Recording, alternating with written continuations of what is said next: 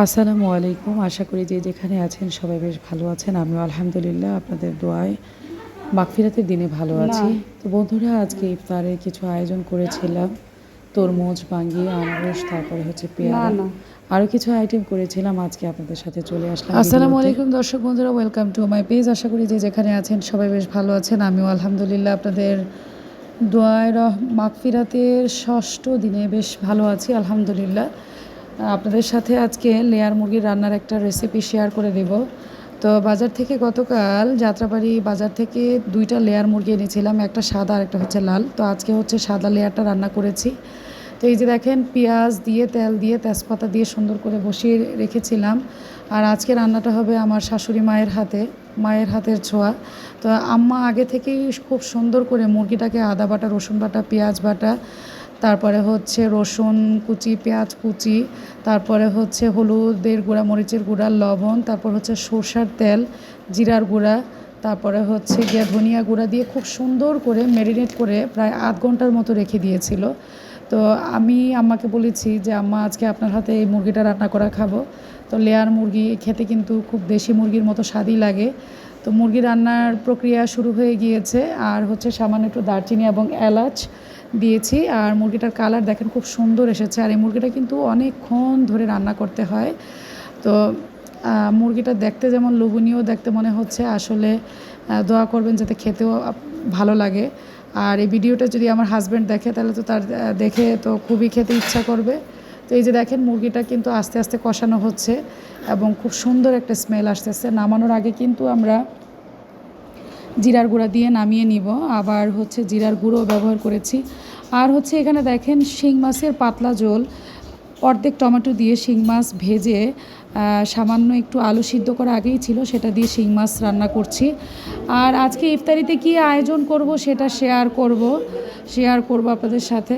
তো লেয়ার মুরগিটা কিন্তু খুব যত্ন সহকারে কষাতে হবে, তাহলে কিন্তু খেতে খুব ভালো লাগবে। যারা নতুন রাঁধুনি আছে তারা কিন্তু এই রেসিপিটা ফলো করতে পারে। আসলে সব রকমের মশলা, বাটা মশলা দিয়ে যদি খুব সুন্দর করে আলু দিয়ে মুরগিটা বসিয়ে দেওয়া হয়, তাহলে যে কোনো মুরগি কিন্তু ভালো করে কষালে বা যে কোনো মাছ ভালোভাবে কষালে কিন্তু খেতে ভালো লাগবে। তো যাই হোক বন্ধুরা, এখন কিন্তু মাগফিরাতের দিন চলছে। সবাই বেশি বেশি করে রমাদানে কোরআন তেলাওয়াত, তসবিহ, জিকির এবং দান সদকা করার তৌফিক করবেন। এবং খালেজ নিয়েতে যখন দান বা সদকা করবেন, তখন আপনাদের মনের যে ইচ্ছা, সেই ইচ্ছাটার কথা যে আল্লাহর কাছে চাইবেন। তো আমি কিন্তু এর মধ্যে ইফতারির জন্য ফ্রুটস কেটে নিয়েছি। আমরা কিন্তু সাধারণত ভাজা পোড়াটা খুব কমই খাই, শুধু ফ্রুটস খাই, শরবত খাই। আল্লাহ হাফেজ। যারা আমার তো বন্ধুরা, আজকে হচ্ছে গিয়ে বন্ধুরা আমার বাবুতে চলে যাওয়ার পরে আসলে রীতারীতি রমজানে একটু সহজভাবে কোরআন তেলাওয়াত করবো বা আমল করবো, সেটা আসলে প্রতিবন্ধকতার মধ্যে গিয়ে পড়ে গেছে। তারপরে যতটুকু সাধ্য চেষ্টা করতেছি, কারণ রান্নাবান্নার কাজটা আসলে একটা ঝামেলা দিয়ে অনেক অংশ দিনের চলে যায় রান্নার কাজে। তার মধ্যে বাচ্চাদের পড়াশোনার যদি ঝামেলা থাকে, ঘরে বাইরে যদি ঝামেলা থাকে, তাহলে এক্ষেত্রে কিন্তু সময় পাওয়াটা খুব টাফ হয়ে যায়। তারপরেও আজকে হচ্ছে গিয়ে রুই মাছ ভেজে ডাঁটা দিয়ে রান্না করবো, আলু দিয়ে। বাজার থেকে রুই মাছ এনেছিলাম, বড় একটা রুই মাছ। তো রুই মাছ ডাঁটা দিয়ে, আলু দিয়ে আজকে রান্না করবো। আর হচ্ছে শক্ত মুরগির রান্না, দেখলেন আমি 2 আইটেমের শক্ত মুরগি এনেছিলাম, একটা সাদা লেয়ার আর একটা হচ্ছে লাল লেয়ার।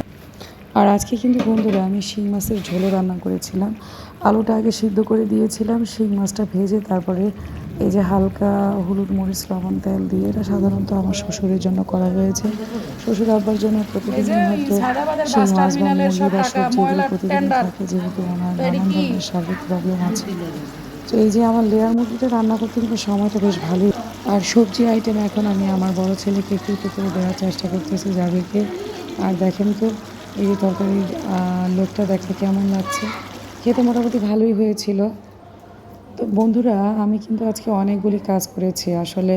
আজকে হচ্ছে পেঁয়াজ কুচি করেছি, তারপরে হচ্ছে রসুন কিছু পরিষ্কার করে নিয়েছি, যেহেতু সামনে রমাদানের ঈদ চলে আসতেছে, সেই ক্ষেত্রে মশলা কিন্তু ফ্রিজে রেখে দিতে হবে। আর ইফতারি আইটেমের জন্য চিকেন তান্দুরি করে নেব, কয়েক পিস মুরগি নিয়ে নিলাম। তো এখন কিন্তু বন্ধুরা বাজারে টমেটো কিন্তু খুবই সস্তা যাচ্ছে। আমি 2 কেজি টমেটো এনেছি 30 টাকা কেজি দিয়ে। চিন্তা করা যায়, যেখানে টমেটো 160 টাকা কেজি ছিল। তো তারপরে বন্ধুরা বাসার বাইরে থেকে আমি চিরা নিয়ে এসেছিলাম, মশলা লাগবে আদা বাটা, রসুন বাটা, পেঁয়াজ বাটা, তারপরে টমেটো সস, টেস্টিং সল্ট, তারপরে হচ্ছে শুকনো মরিচের গুঁড়া, লবণ আর স্বাদ মতো দিয়ে ভালোভাবে হাত দিয়ে মেখে ঝেঁকে নেড়ে তারপরে হচ্ছে তেলে করে ভেজে নেবেন। চিকেন তান্দুরিটা অল্প তেলে করলে বেশ ভালো হয়, কিন্তু আমি আসলে সময় স্বল্পতার কারণে, যেহেতু ইফতারের আগ মুহূর্তে ইফতারির পূর্বে দোয়া মোনাজাত করতে হয়, সেক্ষেত্রে আপনার তাড়াতাড়ি করেই আমি একটু তেল দিয়ে তারপরে হচ্ছে গিয়ে চিকেনটা ভালোভাবে ফ্রাই করে নিয়েছিলাম। আর আমার জাবিরের জন্য নিয়ে এসেছিলাম কিছু পরোটা, কারণ হচ্ছে গিয়ে সান্তা যাওয়ার পরে আমার পরোটা তেমন করা হয় না। আর রমজান মাসে পরোটাটা বেশি একটা খাওয়া হয় না। তো বাচ্চারা আসলে ফল ফ্রুটস যদি খেত তাহলে বেশি ভালো হতো।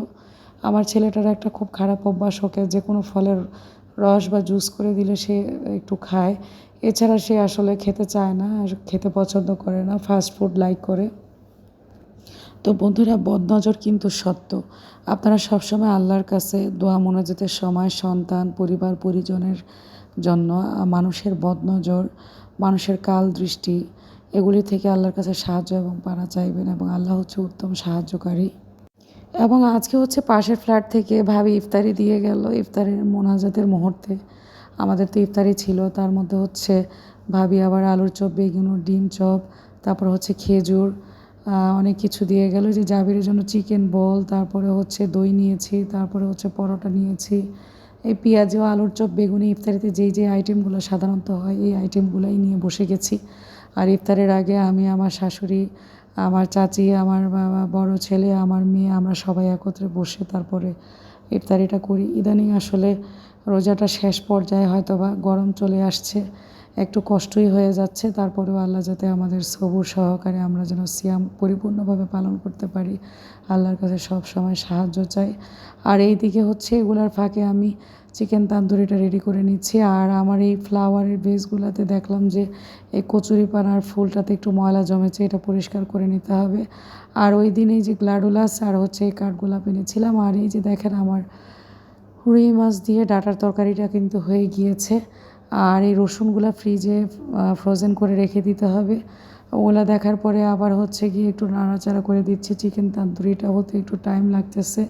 তারপরে চলে গেলাম বারান্দায়। বারান্দায় আমার প্রতিদিনই যাওয়া হয়, একটু বারান্দার বাতাসটা আর হচ্ছে আমার এই গাছগুলি দেখতেছি। বাইরে চিকেন তান্দুরি যে ঘরে চিকেন তান্দুরি কিন্তু কোনো অংশে কম না। তো এই রমাদানে বাহির থেকে আসলে ভাজা পোড়া না কিনে ঘরে তৈরি করে পরিবার পরিজনকে নিয়ে খাবেন, দেখবেন তৃপ্তি লাগবে, শান্তি লাগবে। আর আমার ছেলে তো আমার হাতের রান্না কোনো কিছু সব কিছু পছন্দ করে। জিলাপিটা দেখতে কিন্তু খুব সুন্দর লাগতেছে। আমি কিন্তু জিলাপি তেমন একটা খাই না, জাস্ট একটু খাই। আমি ইফতারের শুরুতে একটু খেজুর খেয়ে তারপরে পানি দিয়ে ইফতারে শুরু করি, যেহেতু আমার দাঁতে সেন্সিটিভিটি আছে। আর এখন কিন্তু তরমুজ মোটামুটি বেশ একটা দামও না, আবার একটু সস্তাও না। মোটামুটি তরমুজ বেশ ভালো পাওয়া যাচ্ছে। তরমুজ সেই প্রথম রোজা থেকেই শুরু হয়েছে। আসলে প্রত্যেকটা বাঙালিদের ঘরে ঘরে সবাই মোটামুটি আলহামদুলিল্লাহ এখন ইফতারি করে। আগে মানুষ হচ্ছে বুট বা খেজুর দিয়ে, মুড়ি দিয়ে ইফতারি করতো। এখন আসলে মানুষ মোটামুটি শহরের মানুষ ইফতারি ভালোভাবেই করে। আল্লাহ হাফেজ।